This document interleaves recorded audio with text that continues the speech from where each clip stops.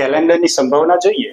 Leap વર્ષમાં 53 વાર બુધવાર આવે તો તેની સંભાવના કેટલી હોય? કેલેન્ડરની સંભાવના હોય હંમેશા છેદમાં 7 લખો.